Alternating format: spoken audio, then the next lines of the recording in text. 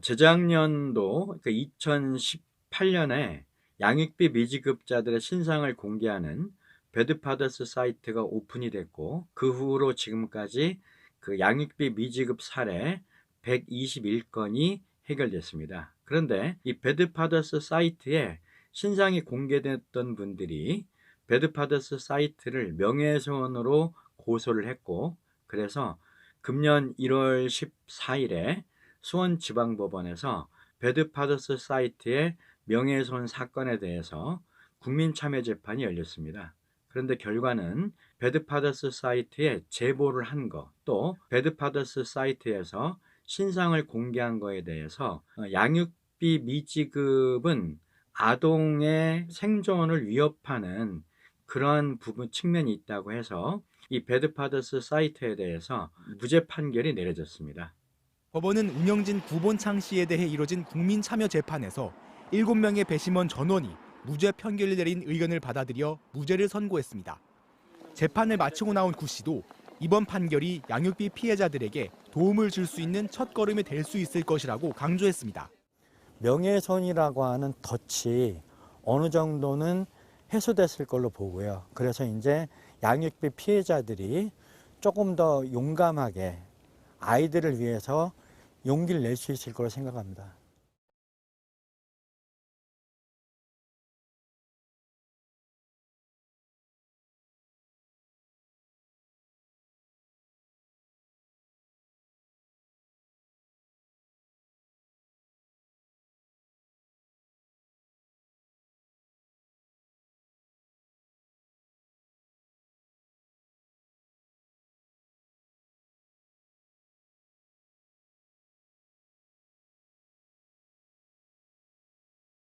이 배드파더스 사이트가 나올 수밖에 없었던 이유는요.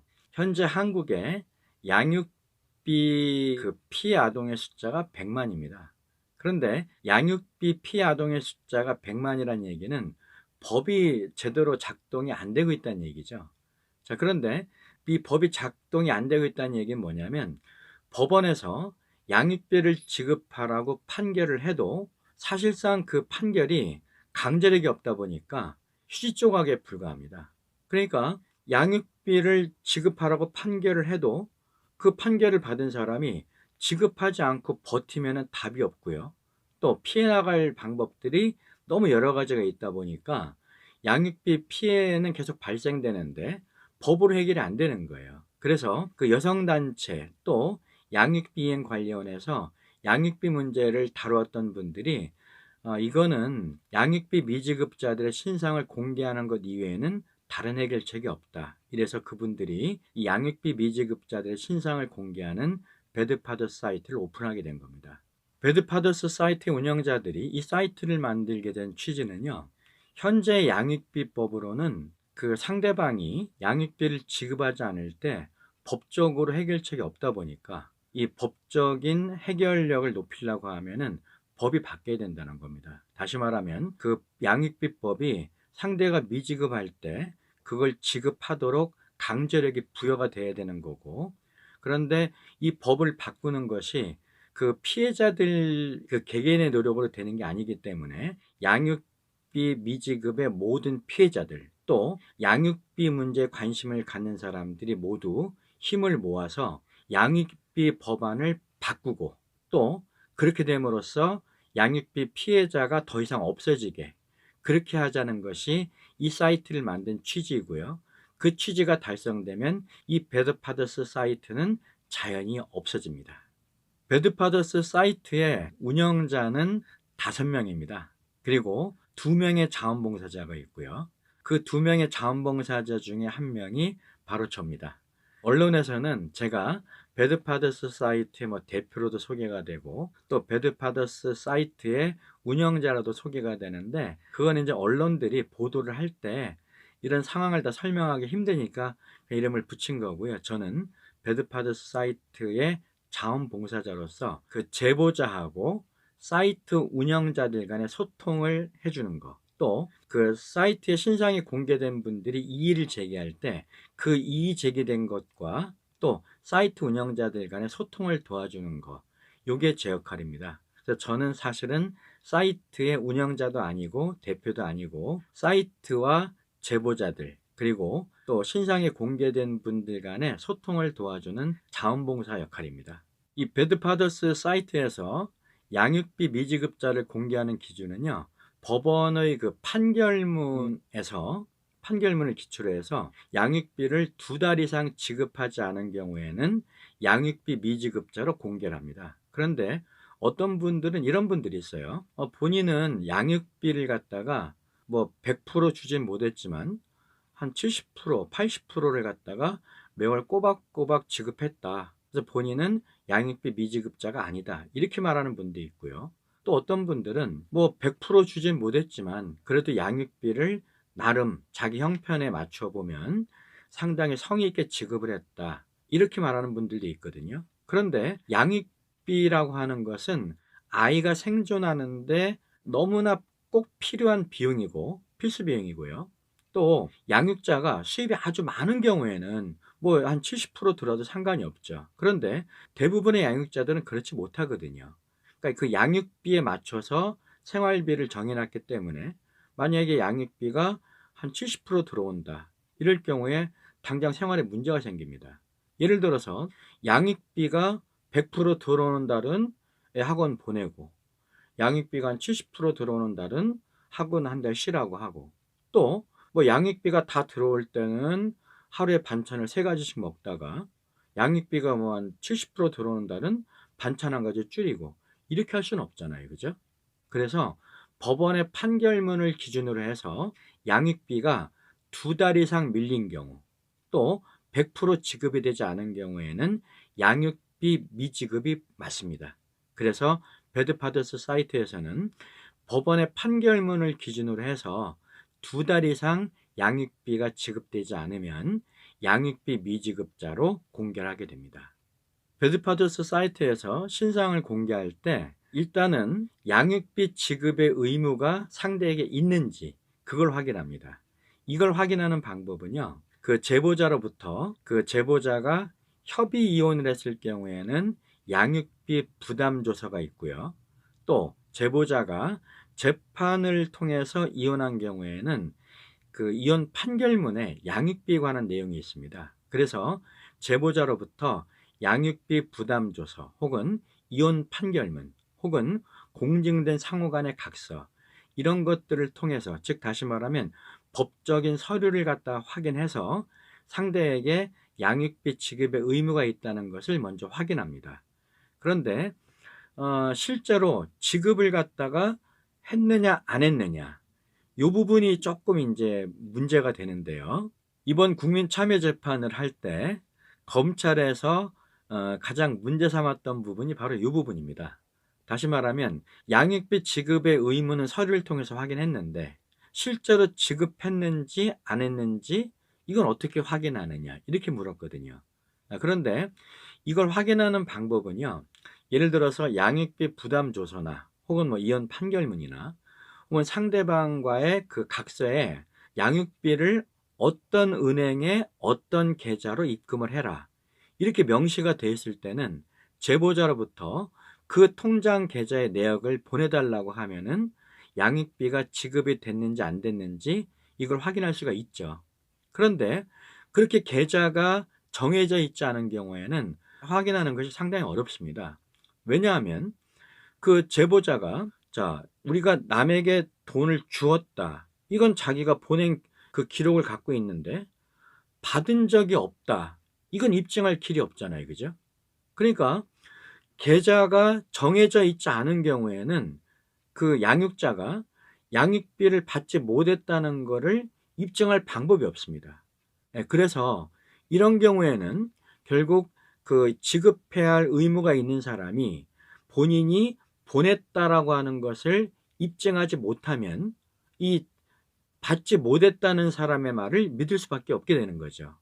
그런데 지급해야 할 의무가 있는 사람에게 당신이 양육비를 보냈습니까? 라고 확인하려고 하는데 문제는 이혼하고 나서 연락이 두절되어 있는 상태가 많아요. 그러니까 양육비를 지급할 의무가 있는 사람한테 지급했습니까? 이렇게 물을 수 있는 방법이 없다는 거예요. 그래서 이 제보자가 비양육 양육자의 전화번호를 모르는 경우, 이런 경우는 뭐 어쩔 수 없고요. 그러나 그 제보자가 그 비양육자의 전화번호를 알고 있는 경우에는 배드파더스 사이트에 신상 공개를 하기 전에 어쨌든 그 비양육자에게 배드파더스 사이트 이런 제보가 들어왔고, 그래서 당신이 그 양육비를 전액 지급했다는 내역을 보내지 않으면 신상이 공개될 수밖에 없다라고 사전에 통보를 하게 됩니다. 이번 국민참여재판에서 검사님이 이렇게 물었습니다. 그 제보자가 허위로 제보를 할 수도 있고, 또 제보자가 그 상대방을 골탕 먹이기 위해서 할 가능성도 있지 않겠느냐, 뭐 이렇게 문제 제기를 했었는데요. 근데 저희가 지금까지 봐서는 그럴 가능성은 좀 희박합니다. 왜냐하면 양육자는 양육비를 아이가 성인이 될 때까지 받아야 되는데, 상대를 갖다가 이렇게 골탕 먹이게 되면 본인이 앞으로 양육비 받기 힘들어지잖아요. 또 본인이 이렇게 허위 제보를 했을 때 사실적시 명예훼손이 아니라 허위 사실에 의한 명예훼손이 되기 때문에 본인이 처벌을 받잖아요. 그러니까 본인이 이렇게 골탕 먹여봐야 본인이 양육비를 받는 것도 힘들어지고, 또 본인이 허위사실 명예훼손으로 처벌을 받을 수도 있고, 그래서 현실적으로 그럴 가능성은 굉장히 적습니다. 그러니까 이제 제보할 당시에는 허위사실이나 상대를 골탕 먹이기 위해서 뭐 그럴 가능성이 거의 희박하고요. 근데 이제 문제는 이런 경우가 좀 생길 수 있습니다. 양육비가 해결이 됐어요. 그런데 양육자 입장에서는 상대방이 양육비를 계속해서 꼬박꼬박 이렇게 지급할 건지 확인을 하고 싶거든요. 그러니까 예를 들어서 1월 달에 해결이 됐는데 사진을 바로 내리지 않고 한 2달 정도 상대가 지급하는 상황을 본 뒤에 그다음 한 3월 정도에 사진을 내리고 싶어요. 그래서 저희한테 연락을 안 해준단 말이에요. 해결됐다는 사실을. 그럼 저희는 해결된 거를 모르고 있는 상태니까 3월까지는 사진이 계속 떠 있게 되는 거죠. 그럼 이런 경우에 그 비양육자는 양육비를 지급했음에도 2달 동안 자기 사진이 떠 있게 되면서 이제 이거는 허위 사실이 되고 또 본인이 불명예스럽게 되죠. 그래서 이런 문제들을 근본적으로 차단하기 위해서 그 이번 국민참여재판이 끝나고서부터 바뀐 게 있습니다. 자, 이전에는 이 명예훼손이라고 하는 부분 때문에 제보자들이 굉장히 겁을 냈거든요. 그래서 이 배드파더스 사이트에서도 그 제보자에 대해서 핸드폰 번호하고 이름만 확인했습니다. 그러니까 거의 아주 최소한의 그 기본적인 것만 확인했던 거죠. 제보자 인적사항을. 자, 그런데 이번 국민참여재판이 끝나고 나서 이제 바뀐 게, 이제부터는 제보자의 이름, 핸드폰 번호, 그리고 신분증 사본을 갖다가 받습니다. 왜냐하면 이제 제보자가 본인의 이름과 핸드폰 번호와 신분증 사본을 제출했기 때문에 본인이 만약에 허위 사실을 뭐 제보했다든지 혹은 해결이 됐고 사진을 내려야 되는데 바로 내리지 않았을 경우에 본인에게 당장 문제가 생길 수 있잖아요. 그래서 근본적으로 이런 그 허위 제보라든지 혹은 해결되고 나서 그 사진을 바로 내리지 않는 이런 문제점을 원천적으로 차단할 겁니다. 그런데 또 반대로 지금까지 제보했던 분들 중에 이런 분들 이런 생각할 수 있어요. 본인이 신분증 사본하고 핸드폰을 배드파더스 사이트에다가 제출하는 게 부담스럽다, 이런 분이 있을 수 있어요. 그런데 죄송하지만 이런 경우에는 신상 공개해서는 안 됩니다. 왜냐하면 본인은 상대방을 인터넷 사이트에 공개적으로 신상을 공개하는데 본인은 최대한 숨겠다, 이거는 좀 말이 안 되잖아요. 그죠? 그래서 근본적으로 이제 그 제보자에 대해서 명예훼손이라고 하는 부분이 법적으로 아무런 문제가 없기 때문에 이제 제보자가 본인의 이름, 또 핸드폰 번호, 그리고 신분증 사본을 배드파더스 사이트에 제출을 해서 본인이 허위 사실이 아니라는 거, 또 해결이 되고 나면 사이트에서 사진을 바로 내린다는 거, 이 두 가지에 대한 담보를 하셔야 됩니다. 그래서 그 본인이 상대가 양육비를 지급하지 않는데 법으로 해결이 힘들다, 이런 경우에 배드파더스 사이트에 상대의 신상을 공개하시려고 하면은요, 필요한 서류는요, 협의 이혼을 했을 경우에는 양육비 부담조서, 본인이 그 재판으로 이혼한 경우에는 이혼 판결문, 요걸 갖다가 상대방의 이름과 상대방의 나이, 그 다음에 상대방의 출신 학교, 또 직업, 요 내용과 함께 요 서류를 갖다가 제출하시면 되고요.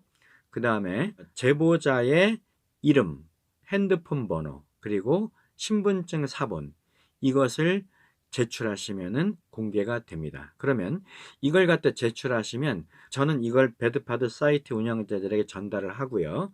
그 다음 배드파더스 사이트 운영자들이 그 제출된 서류를 갖다가 검토해서 일주일 이내에 신상 공개하는 것을 원칙으로 합니다. 물론 제보자의 인적 사항에 대해서는 비공개합니다.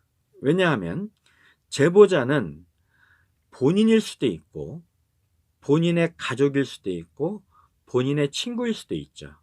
그래서 그 제보자가 누구인지는 사실 알 수가 없는 거고, 아무도요. 저희가 확인해 주지 않는 한. 그러나 그 제보자를 갖다 비공개하되, 예를 들어서 상대방이 그 본인은 지급을 다 했다 이러면서 내역서를 보내와 갖고 확인이 필요한 경우, 또 본인이 사진을 갖다가 해결됐는데도 뭐 24시간 이내에 저희에게 연락을 해서 사진을 즉시 내리지 않은 경우, 이런 경우에는 제보자에게 책임을 묻게 될 수 있거든요. 그래서 그런 경우 때문에 제보자의 이름하고 또 제보자의 핸드폰 번호, 제보자의 신분증 사본도 제출하셔야 됩니다. 이 양육비 미지급의 문제는요, 개인이 해결하기에는 굉장히 어려운 문제입니다. 그래서 이건 개인이 아니라 단체를 통해서 해결해야 되는데, 단체를 통해서 해결하려고 하면은요, 우선은 첫 번째로 회원들 간의 품앗이가 필요합니다. 다시 말하면 상대방이 양육비를 지급하지 않을 때 상대방에게 지급을 촉구하기 위해서 1인 시위를 한다든지 이럴 때 혼자 가는 것이 아니라 같은 지역에 사는 회원들하고 품앗이를 통해서 서로 힘을 모아야 되고요. 그 다음에 또 SNS 활동이 필요하기도 합니다. 예를 들어서 상대방의 그 미지급자가 뭐 본인은 서울에 사는데 그 사람은 뭐 부산에 산다. 그럼 1인 시하러 가는 게 거리가 너무 멀잖아요. 그죠?